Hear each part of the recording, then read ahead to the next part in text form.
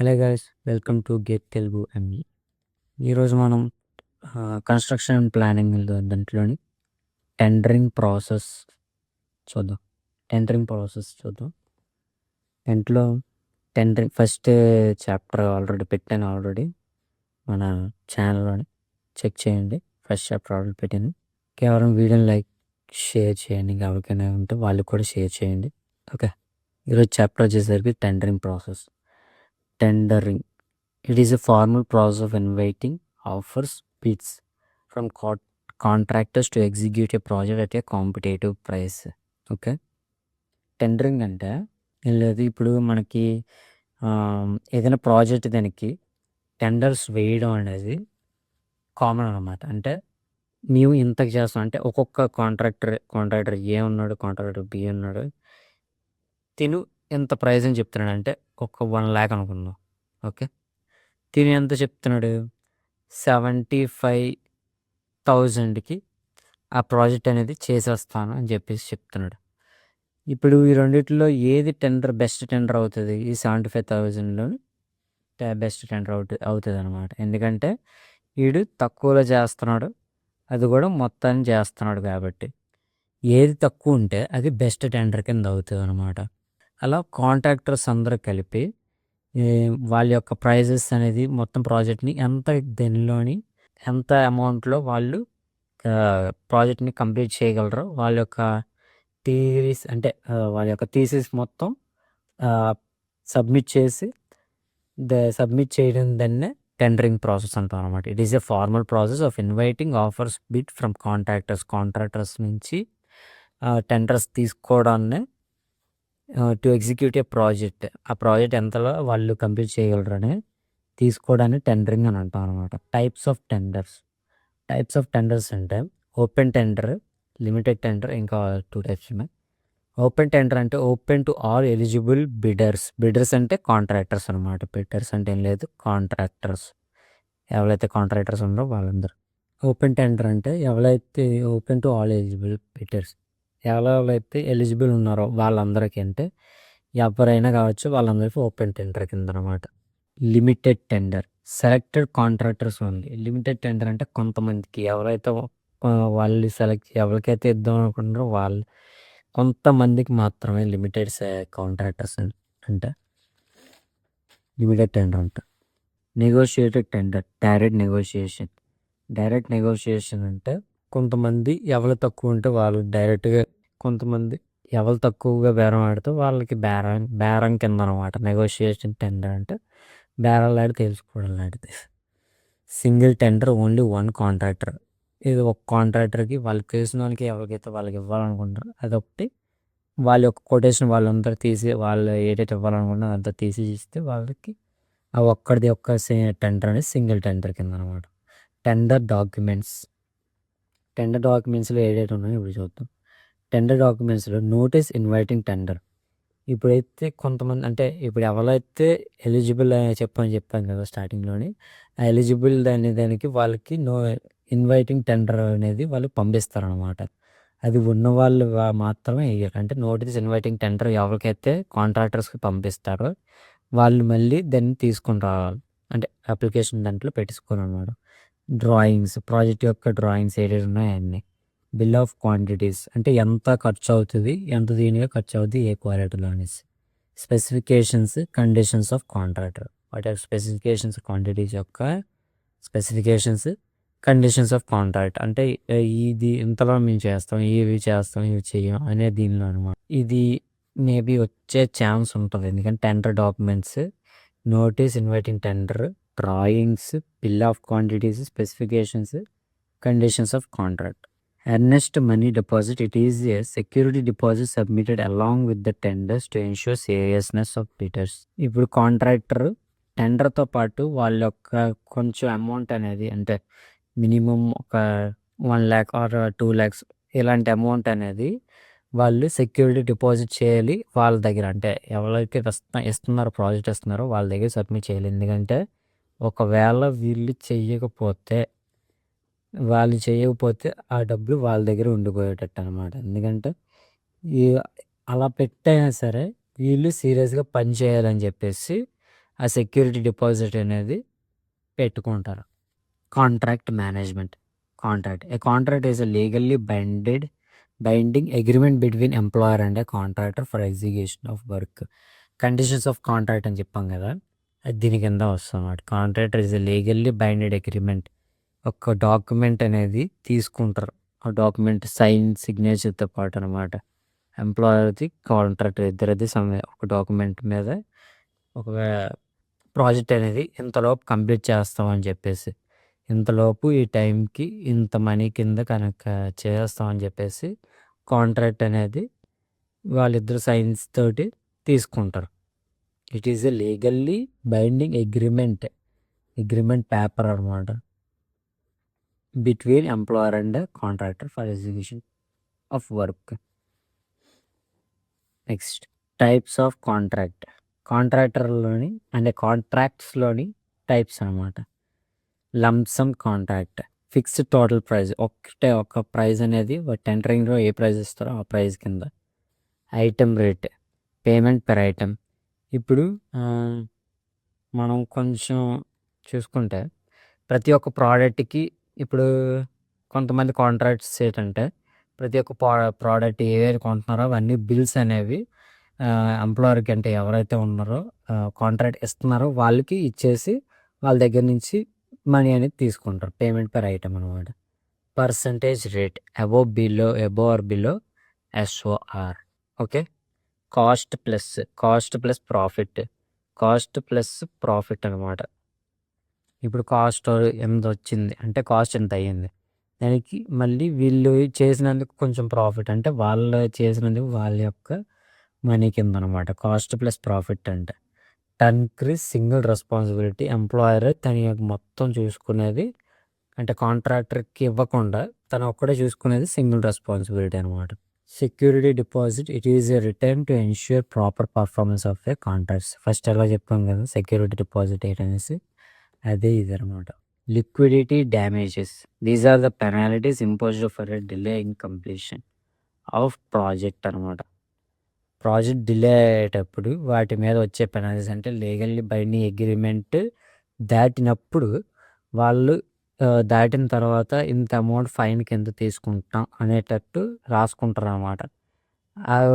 ఆ పేపర్ ప్రకారంగా దాన్ని ఏంటంటాం, లిక్విడిటీ డ్యామేజెస్ అని అంటాం అన్నమాట. పెనాల్టీస్ని డిలే ఆఫ్ ప్రాజెక్ట్ కంప్లీషన్ని పెనాల్టీ కింద తీసుకుంటే ఆ పెనాల్టీ అనే పదాన్ని లిక్విడేటెడ్ డ్యామేజెస్ అని అంటాం అన్నమాట. ఇది కూడా వచ్చే ఛాన్స్ ఉంది, గుర్తించు. Contract termination due to contractor's default, employer's default, mutual consent. Contract termination అంటే కొన్నిసార్లు ప్రాజెక్ట్ అనేది అవ్వకపోవచ్చు అనమాట. ఏ విధాలుగా ఉండొచ్చు అంటే కాంట్రాక్టర్స్ డిఫాల్ట్ అంటే కాంట్రాక్టర్ చేయలేకపోవడం కానీ, అలాంటప్పుడు కాంట్రాక్టర్ అనేది కొంచెం డబ్బులు ఇచ్చేసి తప్పుకుంటాడు అనమాట. ఎంప్లాయర్ డిఫాల్ట్ అంటే ఇప్పుడు ఎంప్లాయర్ ఆ కాంట్రాక్ట్ అనేది ఇల్లీగల్గా చేస్తున్నాడు అంటే ఒక 3 floors అయితే 4 floors చేయాల్సి వస్తుంది. సో 4 floors ఇయ్యాలనుకున్నాడు, అది లీగల్లీ తప్పు కాబట్టి అది ఎంప్లాయీ డిఫాల్ట్ కింద అవుతుంది అనమాట.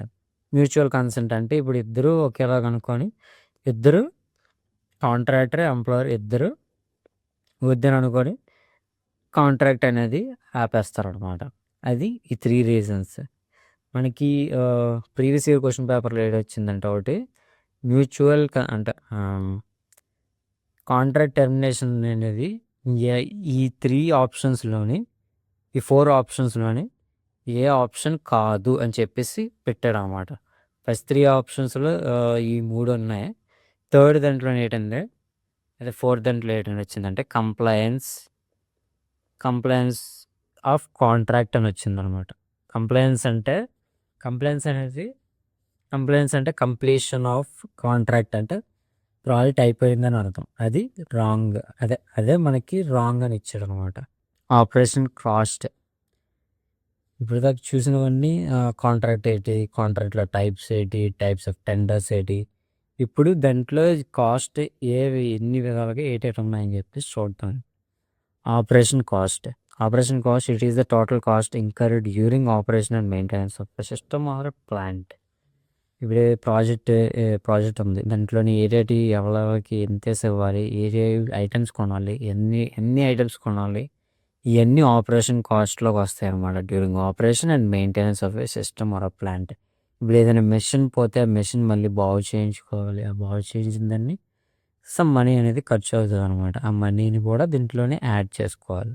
Components of operation labour cost, power energy cost, maintenance cost, overhead cost, consumable cost.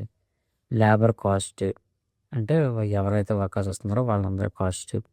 Power energy, electricity energy and batteries and diesel engine మనకి ఎక్కువగా ఎలక్ట్రిసిటీ అనేది ఎక్కువ మనకి రాదు కాబట్టి డీజిల్ ఏంటంటారు దాన్ని, ఇన్వర్టర్స్, జనరేటర్స్ సంథింగ్ గుర్తులేదు. మెయింటెనెన్స్ కాస్ట్, ఈ జనరేటర్స్ లాంటివి ఏవైనా పోతే వాటి యొక్క maintenance cost.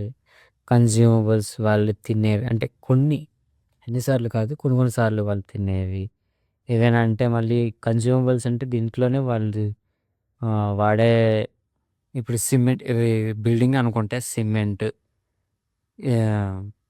Sand and paintings also అవి కూడా ఉంటాయి కదా. సో దాంట్లో ఇవి కన్జ్యూమబుల్స్ అనేవి అవి వస్తాయి అనమాట. ఓవర్ హెడ్ అంటే ఇప్పుడు లేబర్ కాస్ట్ అంటే సూపర్వైజర్స్, కాంట్రాక్టర్స్, ఇంజనీర్స్ వీళ్ళందరికి ఇచ్చే కాస్ట్ అనమాట. ఇది ఆపరేషనల్ కాస్ట్లో ఉందన్నమాట. Labour cost, power energy cost, maintenance cost, consumable cost, overhead cost. Fixed కాస్ట్కి వేరియబుల్ కాస్ట్కి తేడా చూద్దాం. ఫిక్స్డ్ కాస్ట్ అంటే మనకి ఎక్కడైనా సరే అంటే ఏ ప్రాజెక్ట్లో అయినా ఈ ఫిక్స్డ్ కాస్ట్ అనేది ఫిక్స్డ్గానే ఉంటుంది. అంటే ఒకసారి ఉంటే అది సేమ్ రిమైన్ అంటే సేమ్ కాన్స్టాంట్గా ఉంటుంది. వేరియబుల్ కాస్ట్ అంటే ఒక ప్రాజెక్ట్కి వేరీ అవుతూ ఉంటాయి అన్నమాట. ఇండిపెండెంట్ ఆఫ్ అవుట్పుట్ అంటే ఈ ప్రాజెక్ట్ అనేది ప్రాజెక్ట్కి సంబంధం లేకుండా, ప్రాజెక్ట్ తోటి పని లేకుండా దీంట్లో అనేది వేరేగా ఉంటుంది. Depends on output. ప్రాజెక్ట్తోనే సంబంధం ఉండి దీంట్లో అనేది కాస్ట్ అనేది వస్తూ ఉంటుంది. దీంట్లో ఏంటి, రెంట్, శాలరీ. దాంట్లో ఇంజనీర్స్ ఉంటే వాళ్ళకి ఒక శాలరీ ఇవ్వాలి, సూపర్వైజర్కి ఒక శాలరీ ఇవ్వాలి. రెంట్ అంటే ఇప్పుడు వాళ్ళ దగ్గర వాళ్ళు వేరే ఊరు నుంచి వస్తే వాళ్ళకి ఉండే రెంట్ కూడా ఈ ఫిక్స్డ్ కాస్ట్లోకి వస్తుంది అనమాట. ఇది కాన్స్టెంట్, ఇది వేరీస్. దీంట్లో పవర్ అండ్ ఫ్యూయల్ వాళ్ళు కొన్ని ప్రైజెస్ అనేవి పెరుగుతూ ఉంటాయి, తగ్గుతూ ఉంటాయి. సిమెంట్ కానీ శాండ్ కానీ వీటి అన్ని ప్రైజెస్ అనేది వేరీ అవుతూ ఉంటాయి. పవర్ అండ్ ఫ్యూయల్ కూడా వీటి యొక్క ప్రైజెస్ అనేవి వేరీ అవుతూ ఉంటాయి. అదే వేరియబుల్ కాస్ట్. ఇట్ వేరీస్ ఒక్కొక్కసారి. Capital cost versus operating cost. Capital cost అంటే ఇనీషియల్ ఇన్వెస్ట్మెంట్ అనమాట.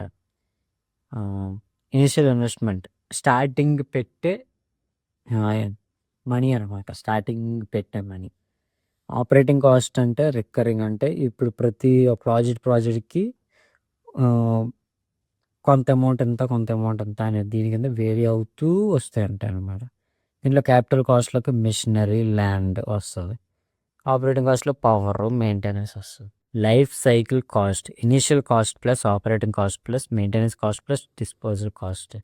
లైఫ్ సైకిల్ కాస్ట్ అనేది initial cost plus operating cost plus and maintenance cost plus disposal cost.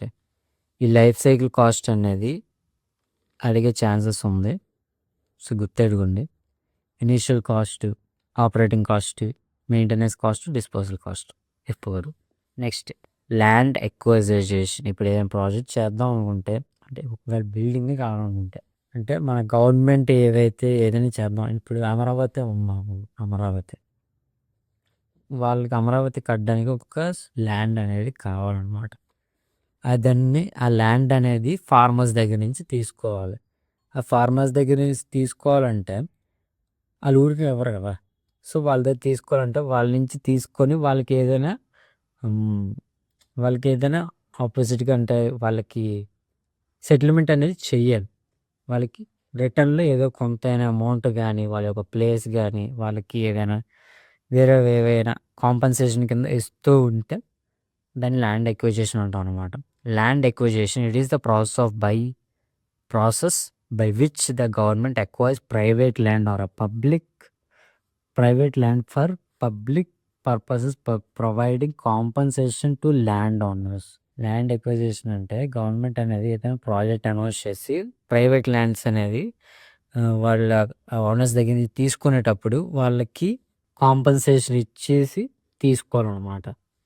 Okay, next labour safety. Labour safety refers to measure taken to prevent accidents, injuries and occupational hazards at the work place.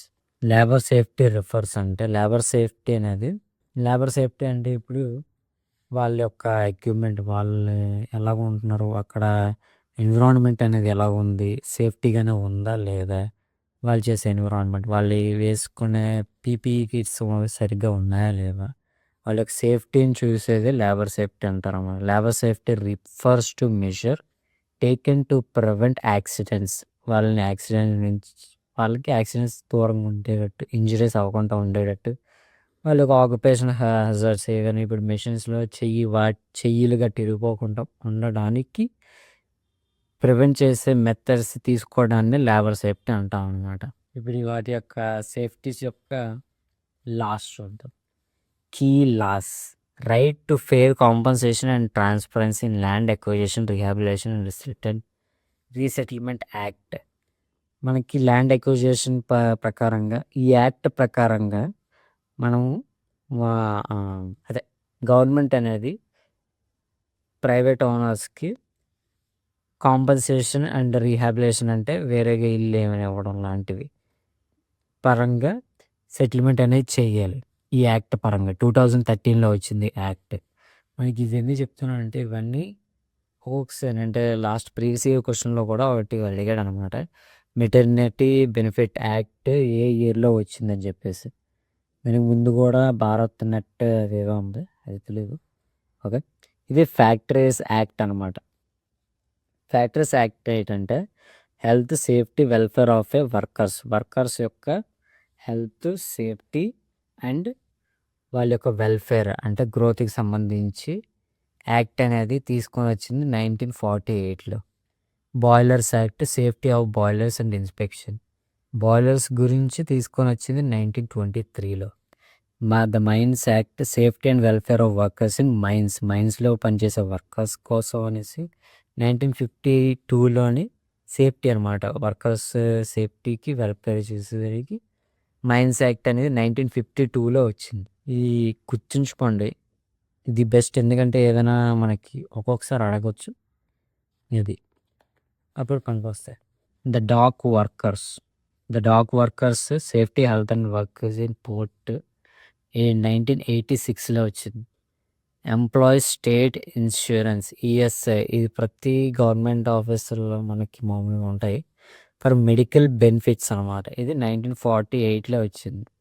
Employees provident fund, retirement savings and pensional benefits. మన retirement అయ్యేటప్పటికి కొంచెం money అనేది దాచిపెట్టేది employees provident fund, అది 1952లో వచ్చింది. Minimum wages act 1948లో వచ్చింది. అంటే wages, ఒక వర్కర్స్కి ఇంత వేజ్ అనేది, వేజెస్ అంటే వాళ్ళ యొక్క డైలీ పర్ డేకి ఇంత మనీ అన్నమాట. వాళ్ళు చేసే వేజెస్ అంటే ఏముంది, శాలరీ కింద, అది వేజెస్ అంటారు అన్నమాట. 1948లో వచ్చింది. వర్క్మెన్స్ కాంపన్సేషన్ యాక్ట్ అంటే ఇప్పుడే వాళ్ళకి ఏదైనా యాక్సిడెంట్ అయితే వాళ్ళకి కాంపన్సేట్ చేస్తూ కొంత మనీ, రిప్లేస్ అయితే చేయలేరు కానీ కొంచెం మనీ అనేది కాంపన్సేట్ చేయగలరు. సో అది 1923లో వచ్చింది. Contract labour, to regulate employment of a contract labour.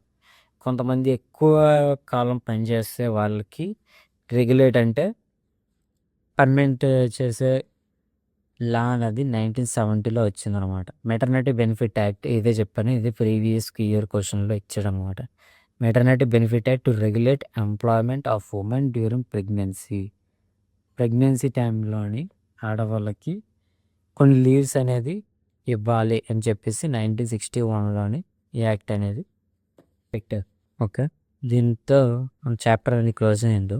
Okay, మనకి ఇప్పుడు చూసుకుంటే 19 క్రోనికల్ ఆర్డర్లో తీసుకుంటే 1923లో boilers act and workmen compensation act work man compensation act వచ్చింది అనమాట 1923లో. అండ్ 1948లో factories act factories act and 1948 employees ESI act and minimum wages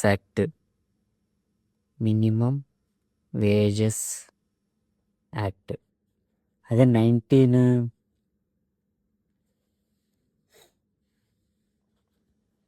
1961లో maternity benefit act వచ్చింది.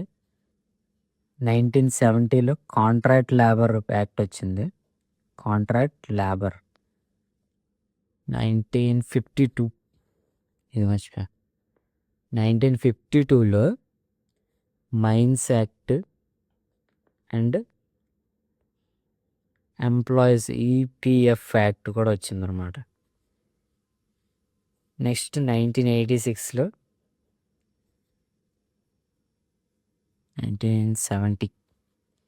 1970లో కాంట్రాక్టర్స్ చెప్పేశాను కదా. ఒక 1986లో డాక్ వర్కర్స్ యాక్ట్ వచ్చిందనమాట. డాక్ వర్కర్స్ యాక్ట్ 2013లోని ల్యాండ్ ఎక్విజిషన్ యాక్ట్ వచ్చింది. కంప్లీట్ అయిపోయినట్ట. 1 2 3 4